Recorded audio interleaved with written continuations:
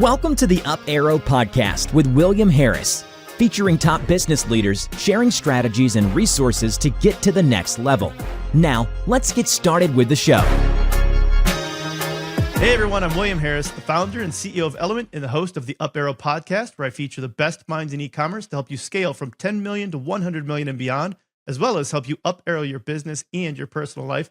Really excited about the guest that I have today, Amanda Brinkman, somebody who I've known for a while, has been a friend for a while. Amanda is a producer, filmmaker, branding expert, and sought-after keynote speaker, sharing her do well by doing good philosophy on stages around the country.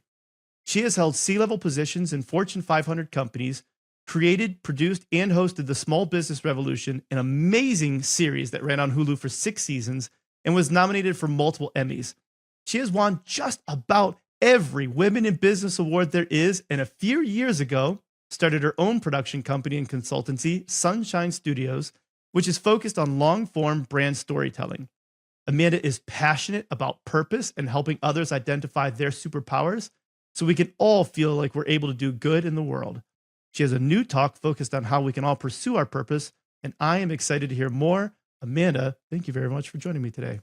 Thank you. What a kind introduction. My goodness. It's great to be here. Well, you've earned every word of that. I know that we've been able to interact over the years, and I've watched some of the things that you've done, and that's why I'm really excited to dig into it. Like not just the Hulu stuff, but what you're doing now at Sunshine, and just how this actually does help businesses. We're going to get into metrics. We're going to get into emotions. There's a lot of really fun stuff that I think we're going to get into. Before we dig into that, I do want to announce our sponsor. This episode is brought to you by Element. Element is an award-winning advertising agency optimizing e-commerce campaigns around profit. In fact, we've helped 13 of our customers get acquired, with the largest one selling for nearly $800 million and one that IPO'd recently. You can learn more on our website at element.com, which is spelled ELUMYNT.com. That said, I got to dig into this. So, Small Business Revolution, this was on Hulu for 6 seasons, and this wasn't just some random show. This was a really big show that actually was helping a lot of businesses in, Main Street America and all these different towns and things like that you were helping to build up businesses. And it was a thing that you were doing to help Deluxe a little bit with what they were doing in helping small businesses. Tell me a little bit about your experience starting a show that actually ran on Hulu. Yeah, it was a total blast. It was a lot of fun and it was really impactful. And so my team and I feel very blessed that we had the opportunity to work on it. So I joined Deluxe the year before we were about to celebrate our 100th anniversary. So you're too young to know what a checkbook is, but Deluxe invented the checkbook in 1915. And so as we're about to celebrate our 100th anniversary, a lot of companies use their centennial to talk about their past and their legacy. But we really needed to use it as a brand awareness opportunity to talk about our future. So we had started to diversify into tons of other things beyond checks. So really impactful fintech solutions, payment solutions, and small business marketing solutions. And so when I joined the company, I was the chief brand officer. My role was, how do we use our 100th anniversary to change those perceptions and raise awareness, specifically around our work with small businesses. And as a marketer, I think it's really important. We have so much data. We are so data rich as a business community and certainly as marketers. But I think nothing can replace the insights that come from truly spending real time with customers and clients and truly understanding what it's like to be them. So I always like to do that kind of almost anthropologic qualitative time where I shadow so I went and spent a bunch of time with small businesses and just spent a few weeks just watching them work and seeing what it was like to be them. And, how can I possibly communicate or try and convince them to do something or influence a purchase behavior if I don't understand what it's like to be them on a day in, day out basis. And as I was meeting with small businesses, the thing that struck me was just how hard it is to run a business. And the thing that they really, truly need the most is for people to support them. And so for me, I saw an opportunity there where instead of doing an ad campaign that said, oh, we used to do checks, now we're 100 years old and we do websites. Instead, could we do something that could advocate for small businesses? Could we draw attention to the importance of supporting them.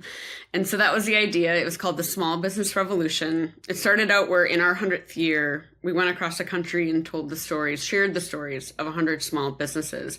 And it was shot in doc style, real cinematic quality, which was part of the message. And in that first year, we rolled them out throughout our 100th year. And that's how we celebrated our centennial, was by not talking about ourselves, but turning the literal camera around and sharing the stories of the kinds of customers we're honored to serve. After that year, it was so successful in terms of reach and impact and hitting all sorts of both business metrics and authenticity metrics that we decided to evolve it into an unscripted show, where we took it a step further and shared the stories of small businesses, but then also helped them. So the things that we saw small businesses struggling with when we were traveling across the country, sharing these stories and filming them, was that they really struggle with their marketing, not understanding how to use marketing to grow their business, and then maybe not understanding either their numbers or what the numbers are telling them. And so the unscripted show was basically a small business makeover show where we came in and, again, shared their story. You fell in love with the entrepreneur and the story behind why they started their business and what they were trying to accomplish. And then we stepped in and walked alongside them and helped them with their marketing and their finances, ops. We did a physical makeover, which was really fun.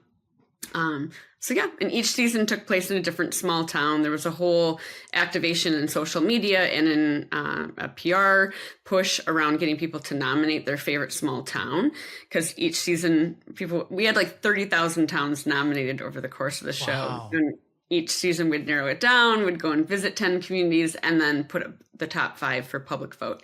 So each season took place in a different winning small town, whoever won the public vote. And every year, like 1 million people would vote in the process. And so anyway, there were all sorts of layers to it from a marketing and communications perspective. But at the heart of it, it was about more than a show. It was about trying to create a movement around celebrating the importance of supporting small businesses. And I love that.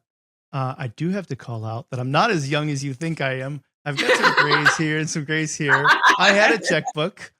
In fact, I got my first checkbook when I was 11 years old. This is really tangential. We're going to get back on topic in a second.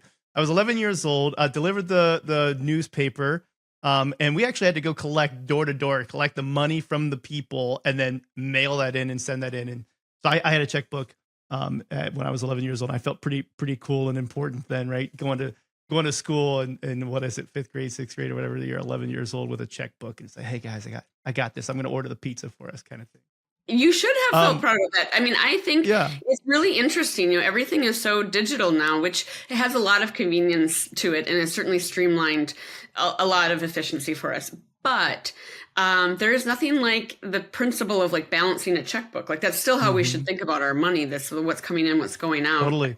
Debt isn't wealth. And so anyway, I think that's great. At 11, you were doing that. And that actually explains a lot about who you are and your success, that you were doing that back then. And the hustle of the paper route, by the way. Like, absolutely. I think it's so interesting. We have a middle schooler and we're starting to think about, she's starting to think about how she's going to make money. And it's a different world now. But I think, I'm glad that I had those after school jobs and babysitting and different things, because I think when we talk about financial independence, I think it has a lot, and work ethic. I think a lot of it has to do with how it's introduced to us in our youth. Totally. So shifting back into the topic. I love it.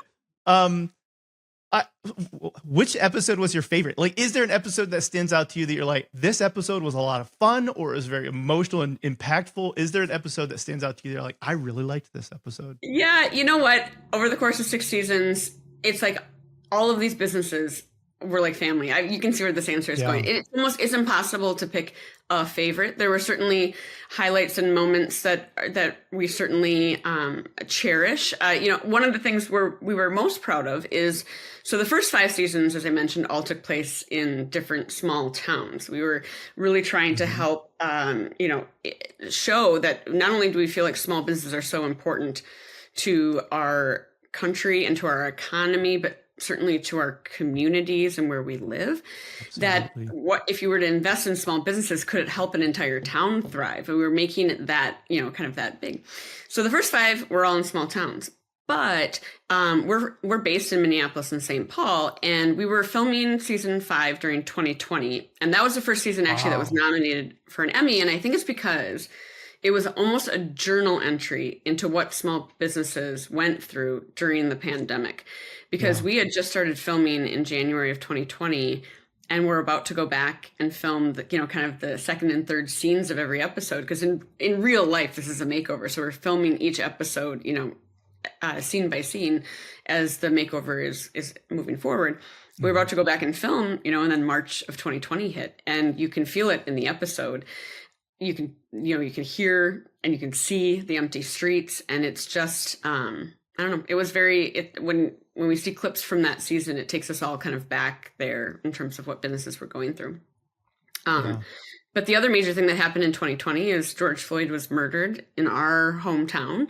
And so I think as every brand and person was trying to figure out how to respond and how to be a part of the way forward around dismantling this systemic racism that became very apparent to us was still prevalent in our society, we decided the way Deluxe could participate is through economic empowerment. It's one of the ways forward around racial injustice.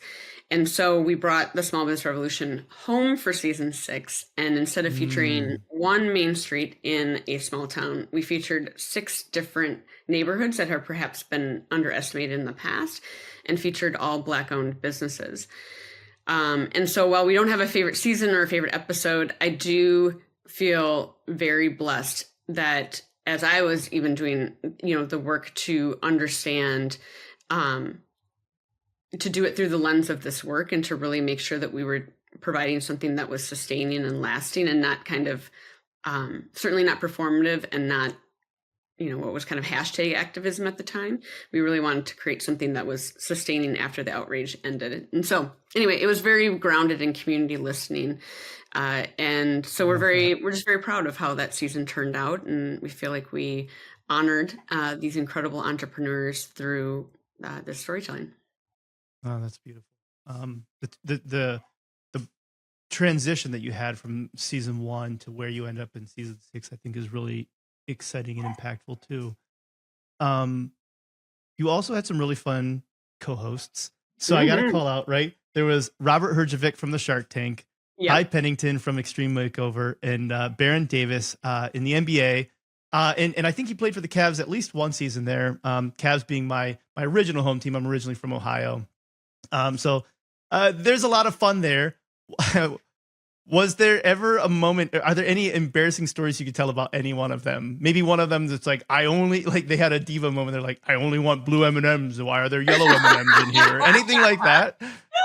No, but I understand how those stories get blown out of proportion. Sure. But sometimes it's just someone just makes a casual remark and it kind of starts a bit of a snowball effect. They were all incredible co-hosts and brought different strengths to the table. So You're right. Robert was season 1 and 2. And then Ty was seasons 3, 4, and 5. And, Ty and I would, afterwards, my team and I were very, very invested in this off camera too. Like this work really, really mattered to us. It wasn't, again, just for a show. And so, we would hang out in the community after we got done filming, and Ty would always come along. He and I bartended, one night together. That's and cool. Like, he's a hoot. I mean, he is who you see on camera. And I think, a lot of times I think celebrities kind of get a bad rap for having two versions of themselves, and Ty is who Ty is. And he has such a kind heart, and he is so energetic and just a ton of fun to be around. So, and then Baron truly, truly cared about the businesses. It was remarkable. I mean, some of the businesses happened to be, he lives out in LA, and some of the businesses were out in LA different times on personal vacations, and like Baron invited them over to his house. I mean, that's really cool. I mean, it was crazy. Terrell left his sunglasses at Baron's house, and Baron brought them back, like personally hand delivered them back the next time he was in town for filming. I mean, just the care and thought. And so we were very blessed to have 3 co-hosts that really understood the impact that this work could have. And it was such a blessing to be able to bring that to the world of, television. I think we're all just hungry for happy and positivity now. And to bring goodness to television feels really good. There's a lot of goodness on television, but this, it was just a lot of fun to be able to do something that really meant something in real life too. Well, it reminds me of the song by Jack Johnson. It's one of my favorite. He's one of my favorite musicians, period. But that song, especially too, talks about like where'd all the good people go, right? And he's like, I've been changing channels. I don't see them on the TV shows, and it's like that is true. I feel like a lot of shows, there's so much darkness out there, and then to be able to have a show that's showing something really happy and positive, I think there's an allure to that. Well, it's interesting. Like when we were talking to different networks too about like where this would be distributed, eventually it ended up on Hulu, which was a perfect partner because they gave us creative autonomy. They didn't try to change the ethos, but there were some distribution partners that we talked to who wanted to change things up. They wanted, like I hosted the show. They wanted me to be tougher on the businesses and kind of tell them what they were doing wrong and kind of have that kind of trope that you see in reality shows. And like yell Gordon at the Ramsay. Yeah. And it's like, I'm not doing that. That's not the point. Or they wanted to insert kind of this faux drama that you, as a viewer, have to know is happening in the background of these unscripted shows. And we just didn't want to do that to it. That wasn't the point. And by the way, like when you're doing a show about small business, you don't have to invent an antagonist. Like running the business is the drama. Like it's hard. Right. And so we were very, Hulu let us do the show the way we wanted to do it. And we always say it's like a makeover show, but with heart. It was defying the tropes, both the way it was shot doc style, which is not typical in the reality show genre. And then also just the fact that it wasn't there to make anyone look stupid. It was truly there to like lift them up and be a source of education for other entrepreneurs. Like that was our favorite thing. People would say, they'd write in and say, I was crying because I saw myself in the story. Thank you. That was really something we loved to hear. But then they're like, but at the same time, I couldn't take notes fast enough. So we love that it was hitting on both kind of that emotional validation piece, but also the fact that it was educational for entrepreneurs as well. Yeah, great. So let's dig into the metric side of this then. Because it's all well and good, but Deluxe isn't going to sponsor if there's not something coming behind there from there, right? Like that's just like an inherent thing that typically happens. Are there any metrics you can share about how this impacted the business side of Deluxe? Yes, absolutely. So what I can say is, when I was first kind of selling this in, in front of our board and my peers, the bet that we were going to make is that we were going to take our paid media. So, the way you buy media is how many people you're going to reach. That's the very way in which it is valued.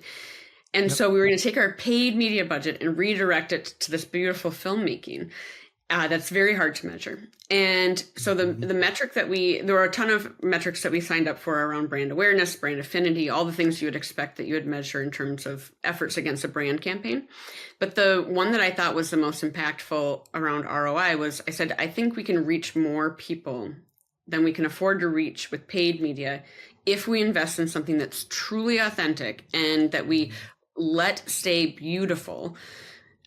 Not try to make it some version of activating, because then I think people will share it organically. We'll get news stories, we'll get earned media and social media. And so I didn't tell them by how many times more, but I just said, I think we can reach more. And if we can, then let's keep going down this path. And because we had a small budget and our competitors are these spending giants that are only talking about one product or service, just email marketing or just, website hosting and things like that. And so we ended up reaching, in the first year, we ended up reaching 12 times more people than we would have reached if we would have invested in straight paid advertising. Yeah. By the end, it was like 14 times. And so it always kind of hovered around that 12 to 14 times return. And so I think it's a real testament to the fact that if you invest in beautiful storytelling, but you have to go all in. You can't compromise at any point, because then you lose the organic share. People smell it as an ad, one of the things we loved about the show is that you couldn't watch an episode of it and not understand that Deluxe did marketing for small businesses. However, you also cannot do a makeover for small businesses and not help them with the marketing. And so we played a very natural character in the show. So it didn't feel like this forced brand integration. We never showed, here's how you build the website on deluxe.com. Like we never did any of that. And because I think we kept it pure, not only did it mean we had a distribution partner like Hulu, because if we wouldn't have, it wouldn't have had that kind of distribution. And then also I think, then it truly was entertainment first, and it happened, the brand got to come along for the halo effect brand ride. So yeah. So 14 times the reach / engagement. You probably can't get into the finances of it, but was there any noticeable blip on, let's just even say like top line revenue, bottom line revenue, dare I say, right? But it's like, is there something that's at least noticeable on either one of those as well? Yeah, after the first, I think it was either the first year or the second year, Kramer was talking about the Deluxe 100th anniversary and the fact that we had invested in brand awareness in this way, and talked about the rise in the stock price. I mean, like a lot of different kind of more business metrics were attributed to the fact that we invested in this kind of brand awareness. And so there were certainly fiscal measures that we used internally to speak to the efficacy of this campaign. But then publicly, in earned media, we got a lot of incredible coverage around the rising stock price and these other things because we were out there telling our story in a much, bigger and bolder way than just straight advertising can. Yeah. And I think that's important to look at it from that perspective of if you're trying to sell this to the board and you're trying to get buy-in, because I don't know which I'm more impressed with, the fact that you did the show so well or the fact that you sold it to the board. Like, cause like to get them to buy in on that, that's a big ask. But being able to show, even the cost of, well, what would this media have cost otherwise if we were doing this, right? Like that in and of itself is one aspect of that. And then, well, what does this do to even share prices and things like that? I think that, that's an important piece for being able to get that buy-in from senior leadership. Yeah, I'm very proud to have been at Deluxe, and I'm very proud of the fact that they saw the vision in this and believed in it. And the other thing that I really credit them with is, as I was first laying this out, I was very clear that this has to be like a multi-year thing. We cannot just do this for 1 year and then expect there's going to be any sort of impact. When you invest in really beautiful storytelling, the impact can be seismic, but only if you stay the course to let that catch up. I just heard this the other day it was in reference to people personally, but I think this is true of brands, that success is actually a lagging indicator. Things that you measure as success right now in your life are not because of necessarily exactly what you're doing right now. It's all these other things that have led to this moment. And I think that's true of brands too. You can't only measure like what happened this quarter in order to totally kind of navigate. It's blinder oriented. And if you can lift your head and see like, what could this be? That's when you see brands make these really giant leaps. And it seems like it happened overnight, but it was this, slow and steady march and not wavering on that commitment. And so I'm also very proud of the fact that Deluxe saw the importance of staying true and committed to this work year over year. So it reminds me of a quote that I'm going to butcher from a previous guest, Matt Bertulli, that I saw something that he said on Twitter along the lines of, if you look at like daily ROAS, which is a thing big time in the e-commerce space, oftentimes daily ROAS, you might survive long enough to witness your death. Kind of to the point where it's like, your brand might survive just long enough to witness how badly you've screwed that up. And I think that's very true, where it's like anything that you're looking at longer term, you have to look at this from a multi-year, looking at things from a bigger picture. Definitely. So you've parlayed what you did there now into your own agency, doing this for other brands, essentially Sunshine. And we'll call this long form branded content, right? Or branded storytelling, for long form branded storytelling. How are you using this for other brands where they maybe can't go to the same extreme of running a show on Hulu with a Shark Tank guy, Robert Herjavec or Ty Yeah. Pennington, but like still being able to make meaningful impact to their business? Yeah. So, the first thing we always talk about is, what is first and foremost your brand purpose? What we focus on at Sunshine Studios, let me take a step back, is that the three circles in the Venn diagram that are really important to the work that we focus on is it needs to move the business. First and foremost, if you're redirecting dollars that are meant to grow the business, it has to do the same thing. So it has to be good for business. The second overlapping circle is it needs to be engaging by the very nature of the format, the fact that it's either a series or it's a doc or it's some sort of content that people want to be watching. I always say, instead of creating the ad that interrupts what they want to be watching, why don't you just create the thing that they want to actually spend time with? That's what we did with SBR. It was like entrepreneurs, instead of interrupting Shark Tank, we were the show they wanted to watch and learn from. So create the thing they want to watch. So make it engaging. And then the third that is really impactful and important to the work that we do, and it has to have this for us to do it, is it has to make some sort of impact. It has to move our social conscious forward in some way.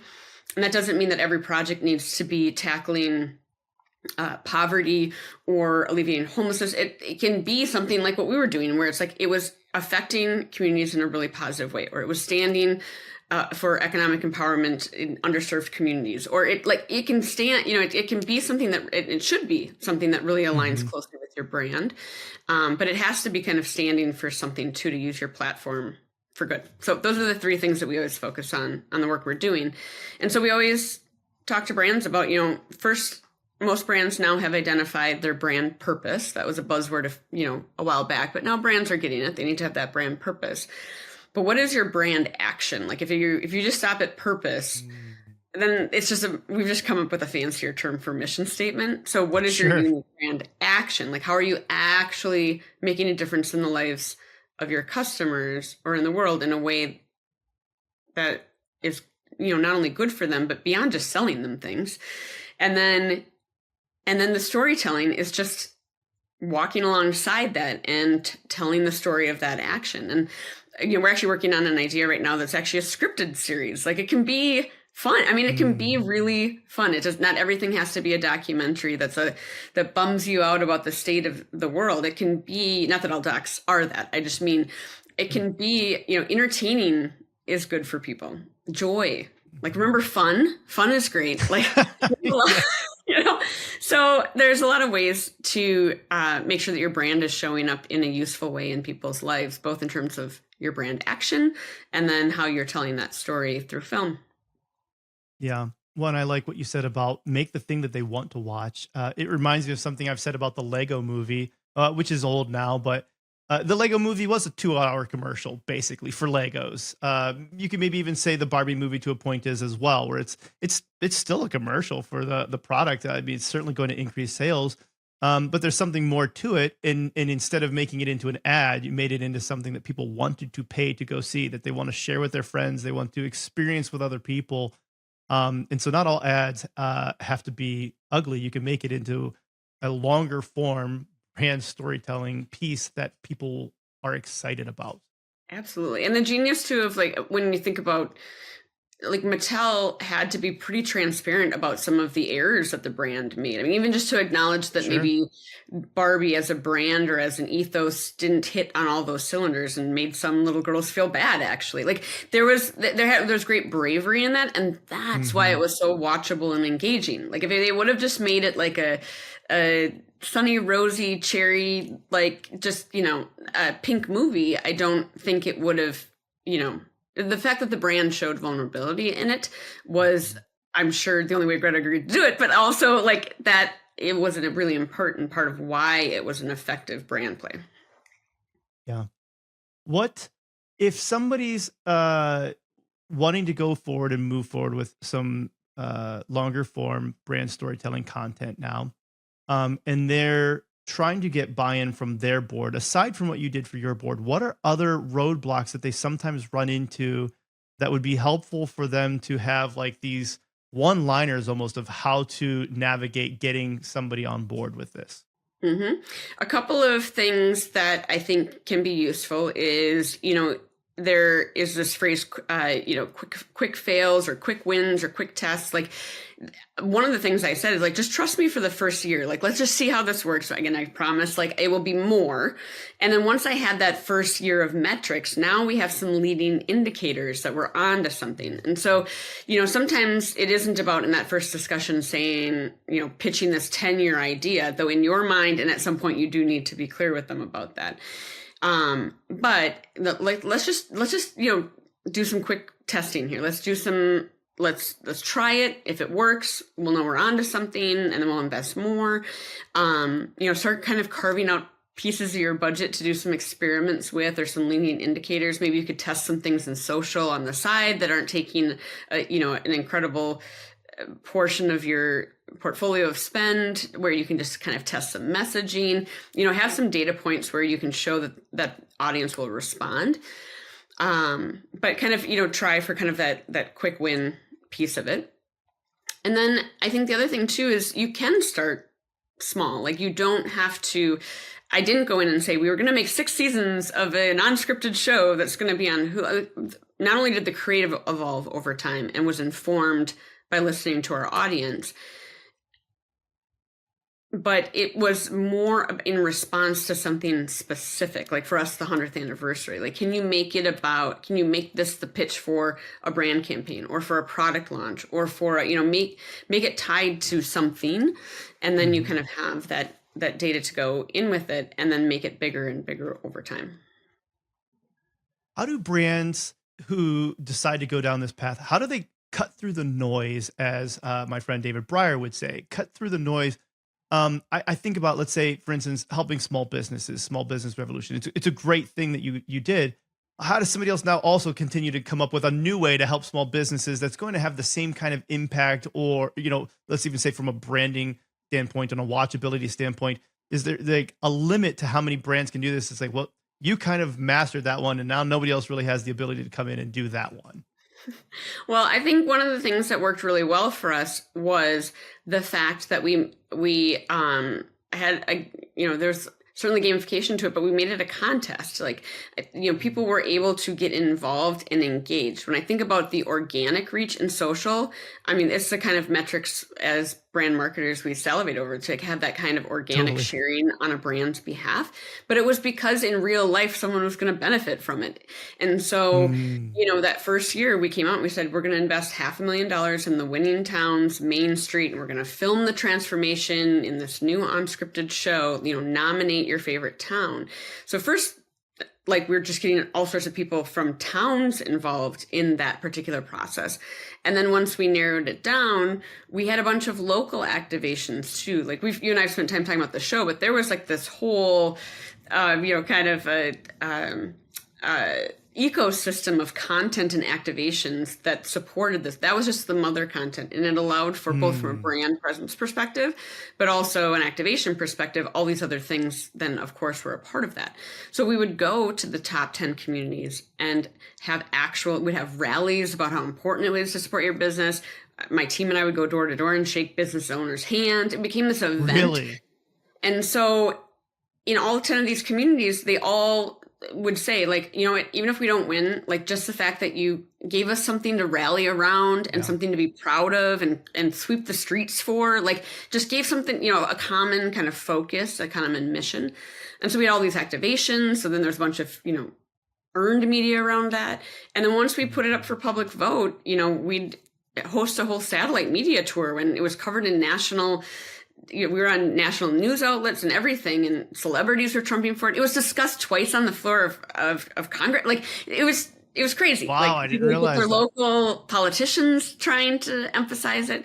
So I think that's the other thing too, is definitely think of the creative idea for the content. That's our favorite part to work on with brands, is figuring that piece out. But the real effectiveness of the work will be in the rest of the ecosystem you build around it. Mm-hmm. And P.S., like, that's where you get to be more granular with your calls to action. So, of course, I got pressure all the time. Like, can we put deluxe.com on the screen?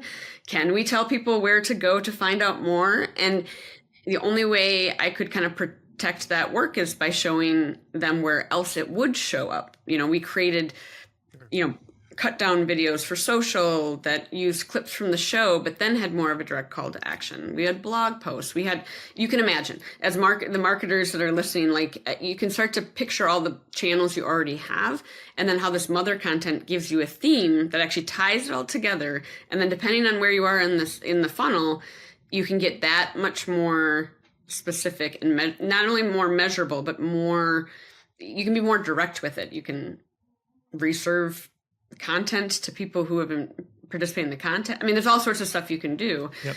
but because there was something interesting at the beginning, the rest of that ecosystem wouldn't have existed without the mother content. Yeah. When you mentioned for that mother content, a big piece of this is purpose, right? Like what's the brand purpose, and then turning into the brand action. You've been talking a lot more about purpose in general, and I think your new talk is called Purpose Pursuit, right? Yes. So yes. tell me a little bit more about like Purpose Pursuit, what this is, why this matters. What is Purpose Pursuit? Yes. So, about 3 years before we wrapped the show and I left Deluxe and started Sunshine Studios, I started thinking about, what is my purpose? I had spent my whole career kind of trying to prove that brands could do well by doing good. And certainly the small business revolution was this beautiful kind of case study in that theory. But then what do I do now? Like, do I go to another company and try it again? I love small businesses so much now. Like, do I stay focused on that? I just started really wondering about it. And then you got a pandemic thrown in there. So I started going out and like talking to people, and I felt like I was on some sort of personal purpose, spiritual journey myself. And I was out talking to people, and it became very clear that everyone is struggling with like, what is my purpose? And I became just like obsessed with it, like both personally and like I wanted to help other people not feel, so lost around it. And so I did all the research for 5 years. I read every book, every podcast, I went on all the yoga retreats to the middle of the desert. I conducted, hundreds of interviews. I just took a deep dive into like, how exactly do we find our purpose? And I've now, kind of curated that all together into this talk where a lot of my audiences are corporate audiences, because I think especially, I just think, post pandemic, I think people are in a bit of a purpose slump. And I'll give you the Cliff Notes version. The headline is that our purpose is not like somewhere out there that we're waiting to find. Like that we've made purpose so big. Capital P purpose. We tell our kids, go live your purpose. We say to ourselves, what is my purpose?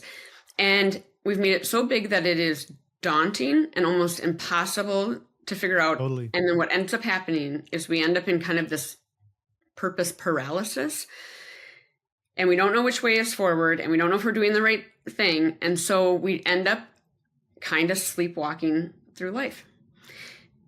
And so a big part of my talk is about reassuring people that your purpose is not your job. Your purpose is you, like who you are is your purpose. And I break that down into, I certainly go back in time and explain how I came to that conclusion. And I share kind of 5 to 8, different like either practices or ways of seeing things or things to kind of wrap our heads around this concept. Like, how can you believe me that we just already are our purpose? And what does that look like? And how do we distinguish between purpose and calling? And how does our purpose show up in our work day to day? Because a lot of people, especially post-pandemic, are like, my purpose cannot possibly be all of these emails and Zoom calls. Like what? WTF, right? And it's like, no, but your purpose is how you move through the world and who you are already designed to be, and your special gifts and your superpowers. And anyway, I don't want to go into the whole speech, but the point of it is I want to help people just feel better about it. It's every person just really, really matters and is here on purpose. And the quicker we can realize that, the more we can sit in that and recognize that purpose is not so macro. It's actually quite micro. It's like every interaction, every day, every week, every month. And then that accumulation is your life. And so we can't be waiting for it to come to us 20 years from now, or when we retire, or when our kids grow up, or when we have time to slow down. We have to recognize how to live in our purpose on a day-to-day basis. Reminds me of two really good things that I think you'd appreciate. One is a quote from Alex Hormozy, and I'm not going to say it correctly, but I think it was something along the lines of, when we're trying to find our passion, a lot of people are like, what's my passion? And it's like, passion doesn't just happen. It's not like you just, oh, now I have a thing that I'm passionate about. Like, a lot of times passion is something that is almost formed over a period of time from habits. Right. And so it's like, because you did this over and over and over again, you're now good at it. And now you're passionate about it because you're good at it, or something along those lines. And the other thing is, I don't know if you've ever heard the story about like the starfish on the beach. Do you know where I'm going with this? Yes. Yeah.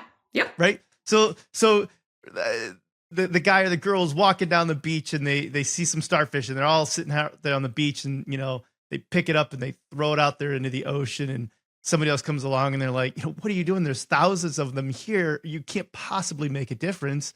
And the person who threw it in there says, it made a difference to that one.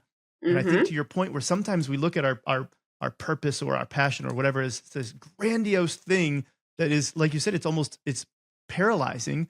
And in reality, it's oftentimes, it is just in the way that you are intentional about each thing that you're doing throughout the day, even if those might seem like small, mundane things. 100%. Like nothing I'm going to build on that word. Like nothing is mundane. Like everything we do has a ripple effect, right? Like you have an active choice around if you're going to leave someone in a better place, or if you're going to add energy to their day, if you're going to add positivity to their day, or if you're going to detract from it. And it's so easy as humans trying to just juggle everything and move through the world to forget that we're dealing with other humans, and we're then pointing their energy in a certain way every time we're around them. And I don't mean energy, I don't mean to sound woo-woo. I just mean like, you know what I mean? Like the positivity that we bring to people. And I mean, it shows up in the tone we use with our kids. It shows up in the tone that we use when the telemarketer who isn't responsible for the policy that's frustrating us, but yet we use a tone with them. Like they carry that all the way home too. And so understanding our ripple effect is one of the points I make within the speech. And I think it's just something I try to be conscious of. And even though, and what I think is really interesting about all this purpose stuff is, despite all the research I've done, despite immersing myself in it and now traveling across the country talking about it, I still struggle with it. And I think when people talk about, either having a gratitude practice or all these different things, I think when we look at, or when people think even about religion or habits or ritual, anything, it's all designed to like bring us back to center when we're off, because like life is crazy. Like shit's hard. And so it's like, how do you, when life is coming at you, how do you stay focused on these principles I talk about in terms of like being in your purpose? And so they're really all just meant to, someone said that once, like no one's enlightened. It's all about how do you recenter when you're knocked off your axes. So anyway. And so you did a lot of research into this. You went 5 years digging into building this out. But what I hear you saying, and these are your words, is that I don't have to necessarily go to a yurt in Patagonia to find this, right? Like this is not as difficult of a thing to figure out. Like I don't have to go on, some safari tour or anything like that. No, one of the groups that I interviewed as a part of this process was nonprofit leaders, and it was really interesting. They call it the 2-year cliff, where people during the pandemic left their corporate jobs and joined a nonprofit because everybody had this heightened awareness around purpose and how we were spending time. And then about 2 years later, this is about the time I was interviewing them, everybody was miserable again because they expected that just the place they were working for was going to bring them that purpose. And we do the same thing in for-profit organizations too. We expect that our employer is, and we kind of get a little mad about it. Like, well, if my company had a better purpose, if my company was more, it's like, stop, like putting that on the shoulders of your employer. Like you get to decide how you show up. I mean, think about when you go to the coffee shop, right? And you have 2 baristas. They are essentially doing the same job. And one is dancing and singing and excited and writing something funny on your cup. and the other one just looks miserable to be there. Like those, both employees, both people, both humans had a choice about how they were going to show up to that role that day. And I think one of them seems like they're living in their purpose. Like if that isn't purpose in action, I don't know what is. And so anyway, so I think it's really about that choice we have in how we show up. And so you don't need to build the yurt. You don't need to quit your job to feel like you're living in your purpose. Now, once you kind of recenter yourself around it and start to kind of feel like that's true and you understand that about yourself and feel centered around it, then there is like a second ring to purpose, which is like you want to work for a company you believe in with people that you like, that respects it. Like there's certain principles. And then hopefully in that ring, you can kind of find your calling. Like that's a different thing. But first you have to because if you just go and work for a company that has purpose in the mission statement because it's a nonprofit, you're still you, and you're still approaching your work the same way, and so you have to work on that piece first, and then there might be another ring, but the first answer is not to quit your job. I like that though, that there are rings to this, and in order to find that calling, you almost have to go to the purpose first. I like digging into the personal side of what makes people who they are. And so I want to get into who is Amanda Brinkman, and how you're up arrowing all different parts of your life. One thing that you told me is that you weren't initially going to go into business, but there was a teacher in high school that kind of maybe helped you see how you could marry these two things, business with purpose. Yes, you have a very good memory. Yes. Okay. So I referenced the phrase a little bit earlier, but let me step back. So I always felt like growing up, like I wanted to do something that was like good in the world. But just like we were talking about the purpose, I kind of only thought about job titles that instantly read as good. Like I thought, well, then I must need to go run a nonprofit or be a teacher, or we think about our first responders. Like we think about these jobs. Maybe I need to go join the Peace Corps. Like I could only think about things that like by the title, by the role itself were good. But yet I was so attracted to film and design and branding and market, but that just felt like so secular or something, or I don't know. And so we were having this discussion with our teacher about like, what are you going to do after graduation? Are you going to go on to college? And if so, what are you going to study, et cetera? And I just kind of shared this struggle that I was having. Like, I want to go do something that's good, but I really love like this design and branding and marketing and business. And he, without missing a beat, was like, but Amanda, if people who want to make the world a better place don't go into business, how will the business world ever get better? And that for me was, I suppose, what people call a paradigm shift. Like suddenly I just was like, oh, that's true. Like if only the only people who want to do good are just in the nonprofit space, it's just going to keep getting more and more separate. And so I have made that kind of my pledge throughout my career. Like, how can I prove that companies can do well by doing good? How can we not think about it in such a binary way? Like either you're a company that makes money or a nonprofit that does good. How do you actually bring those things together? And it's interesting, when I look at my career, I've had opportunities to prove that in different ways in different roles, but it wasn't until the small business revolution that I had the opportunity to truly prove it like at that level of scale. But I think when we're talking about this whole success is a lagging indicator concept, I still had to have all those different roles and learn the different things in order to even be qualified to be hired as a chief brand officer. And this is one of the things I've kind of discovered in all my purpose reading. It's like, what a beautiful thing to like look back at your life in awe around how all these things came and all these different steps led you to this moment right now. And I'll always struggle with that kind of the dichotomy between like, when do you lean in and hustle to make something happen, like a good kind of hustle, like work ethic, and when do you lean back and let things come to you? And it isn't until you get further in life that you can look back and be like, oh, it's both. Like both things. When I think about different opportunities that came my way, some of those I couldn't have created if I wouldn't have ever dreamed up Deluxe, for example. Sure. You know, when they first called, it was like the check printer. No, I don't think so. Yeah, and then here it ended up being this incredible opportunity. but at the same time, all these different opportunities that came my way throughout my career, I still had to show up. I had to lean in and like really not, the hustle piece of it, and have good work ethic and put in the time and the work to prove myself in those roles. So it's both, like it, and knowing kind of the cadence or the posture between when you do which one. Anyway, that's probably more of a story than you asked for. But anyway, so my teacher said it, and now I did it. And I love that. And what's cool about the story that you just told, that it reminds me of how sometimes we feel, I don't know, this need to look for like the title that has that in it, that it's like, well, this is the title that matches what I'm saying that I want to do. It's easy for us to sometimes look at helping homelessness. We can obviously have compassion there and see that, or children with cleft palates in Haiti that we see, and there's the opportunity to help with that, right? It's like, it's easy for us to see the immediate analog there that's taking place.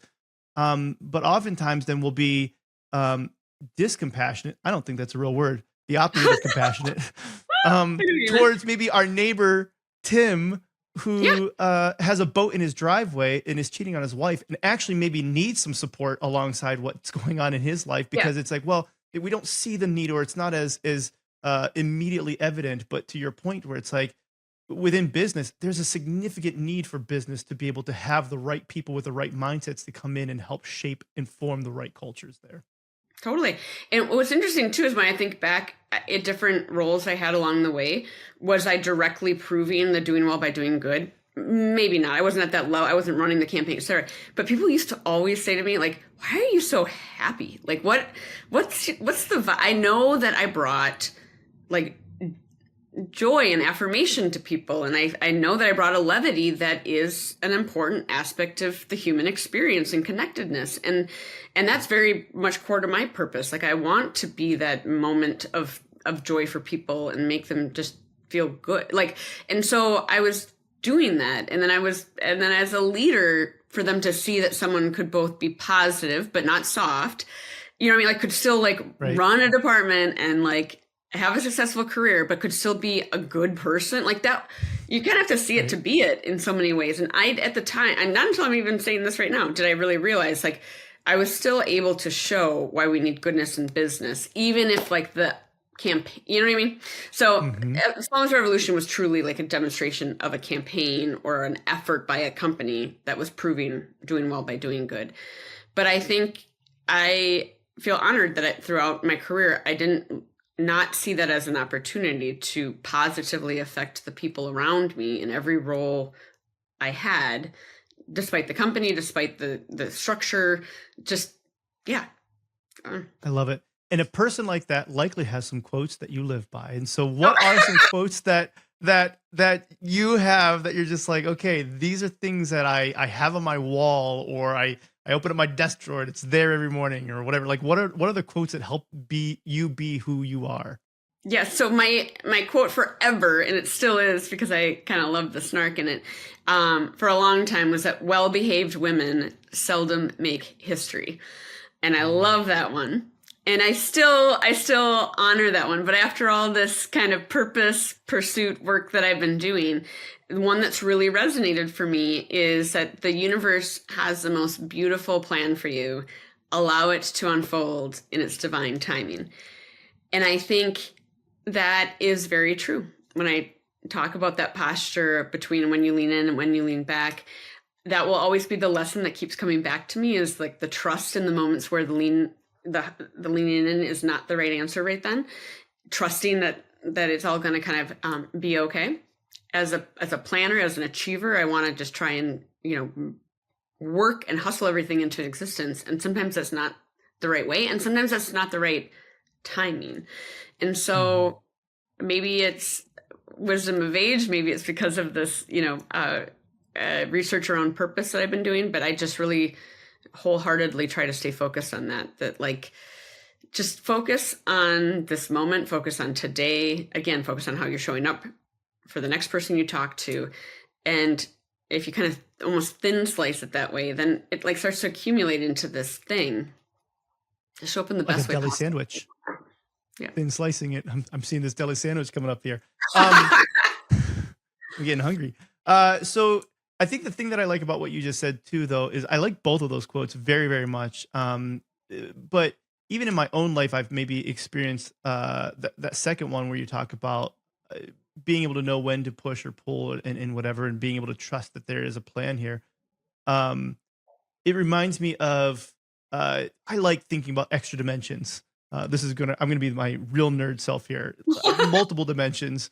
And I can see on my timeline. Let's imagine that I'm walking along on my timeline, and I can see maybe that there's this hurdle that's right in front of me. And if I believe that it is up to me to remove that hurdle, then I might push more than I need to, pull more than I need to, whatever that is, lean into it, like you were saying, more than I need to, without realizing that hurdle, that thing that's right there, maybe this is a customer leaving or whatever this is, right? That's there on purpose, because that customer actually has to leave in order for a better customer to come, or whatever that might be, because I can only see in these two dimensions. I can't see three-dimensionally around in time the way that you would say the universe, or I would say God, can see outside of it and say, I've got a plan for you. Just let it happen. Mm-hmm. Mm-hmm. It's so true. I'll never say to someone, oh, everything happens for a reason, especially if they're in the midst of big T trauma. Mm. However, I think every lesson and every challenge that comes, we have the opportunity to learn something from it, or use our pain for good somehow. Like is there a way to find someone who is coming down a similar path behind you that you can bring along with? Like, when I left corporate, I had designed this whole plan. I had figured out I was going to start my own company. Like, I really was feeling good about it. And then when the first day when I was like hanging up my own shingle and had left corporate, I went through this really weird, like, identity crisis. And this kind of like, what is my purpose? Is this what I am? So, like, it was a hard transition, and it didn't feel good. And I had to really go through it. And there's a lot of muscle memory around working for other people and the identity you have in your job and your title and everything else. And so I had to do this work, and it's probably what propelled me so deeply into this purpose work, because I truly myself was thirsty to understand. Mm-hmm. And now I see that as like what a gift that pain and struggle was, because I am meeting with people all the time now who need to hear this message. And had I not done this research for myself, I wouldn't have been in a position to then put it into a talk, to then have, like, it's just, to me, it just seems so, like, sometimes your pain is on purpose to teach you something, and sometimes it's so that you can help someone else who's coming down that same path behind you and maybe make it a little bit easier for them. Completely agree. And then when you're wrestling with your purpose and your identity that's wrapped up in that, sometimes I think it's interesting to see, what do other people say about you? And there was something that you shared with me about like what your daughter said about you that I thought was really good too, because this was good.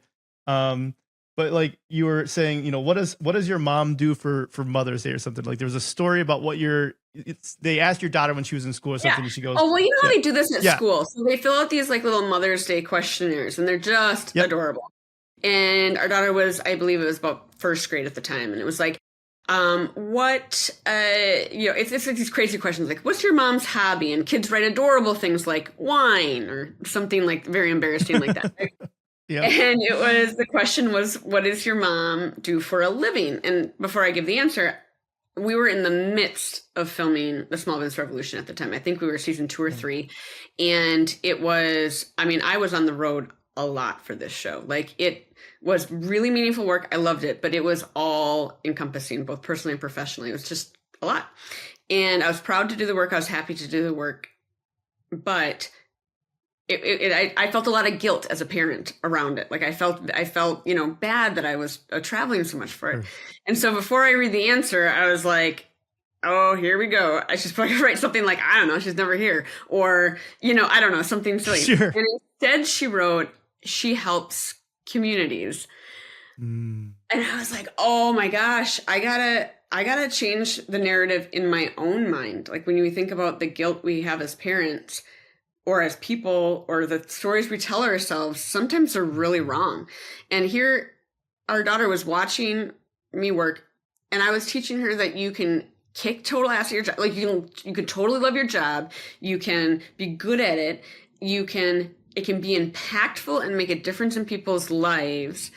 without being a nonprofit job. Like I was teaching her all these things at the same time, but all I was thinking is, oh, she probably wishes I was here more. But instead, no, it's like I now she has this expectation that that's what your job should look like.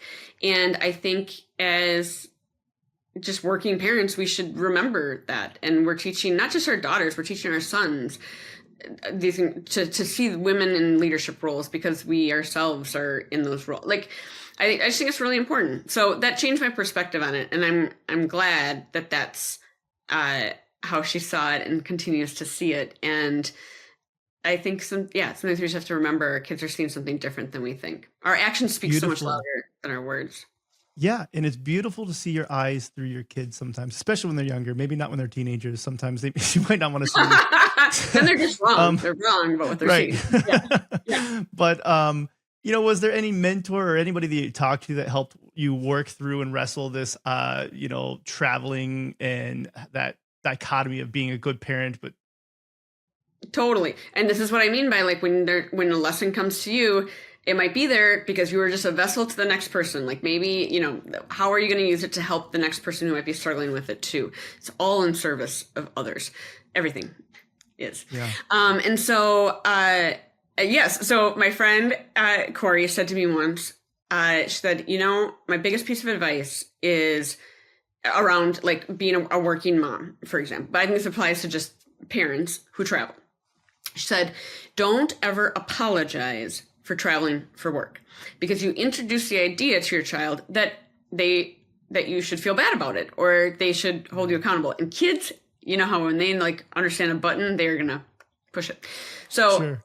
Plus, like that's the wrong expectation to set up around it. Just like you need to don't apologize for it. Say, Mom's worked really hard for this opportunity. I can't wait to go give this speech or to go meet with this group and hopefully help them.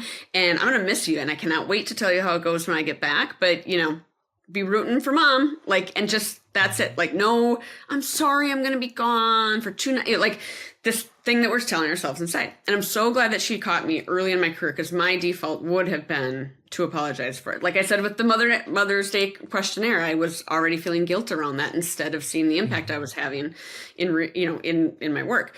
And so I think that's very, very important to keep in mind. So to the working parents, or especially the traveling parents out there, like don't apologize for it. You've earned those opportunities, and help your kids see it that way too.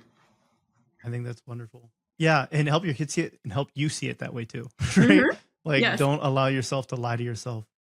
Amanda, it's been absolutely amazing talking to you. Is there any other advice or quote or anything else that you'd want to share with everybody in parting? Let me think. Just that I think there's something really interesting about this concept of, I kind of just said it offhandedly, but I want to circle back to it. Like our life is meant, we are here to be in service to each other. And that doesn't have to feel sacrificial all the time. I think past generations even talked about work that way. Like it was this work, like this thing. We're meant as human beings to feel good at what we do and what we spend time on. Like what you're good at is different than what I'm good at. What brings me joy is different than you. Like we are all built differently, because when we all work together and in collaboration and cooperation, all those skills coming together make the thing possible. And we can't all be good at the same thing, or nothing would get done. And so just seeing the fact that even if you're not feeling like you're directly living out the purpose of your company, or you're not directly affecting, what you are good at is contributing to making that possible and making people's lives better. But then also just like celebrating your uniqueness and who you are. Like you're not meant to do things that feel like you're not good at them. Like you should, even when you're volunteering, like you should feel good at the thing that you sign up to say yes to. So totally. I would just say lean into those superpowers and celebrate your uniqueness, and think of your life as like, how can it be of service to other people? And I think it helps you see your purpose. Well, you have brought joy to me today. It's been very fun talking to you. Thank you. If people want to follow you or connect with you or work with you, what's the best way for them to do that? Yes. I'm pretty active on Instagram. So at Amanda K. Brinkman. The K is important, Amanda K. Brinkman. Or you can follow me on LinkedIn. I love LinkedIn as a platform too. I also have a public Facebook page, but also they're all Amanda K. Brinkman. And then my website is Amanda K. Brinkman. And there's a form in there too if people are interested in hearing the purpose pursuit or just want to connect. So yeah, AmandaKBrinkman.com. Awesome. Thank you very much. Amanda, thank you for your time, your knowledge, your wisdom, sharing your heart with us today. Thank you. And thank you everyone for tuning in. Have a great rest of your day. Thanks for listening to the Up Arrow podcast with William Harris. We'll see you again next time, and be sure to click subscribe to get future episodes.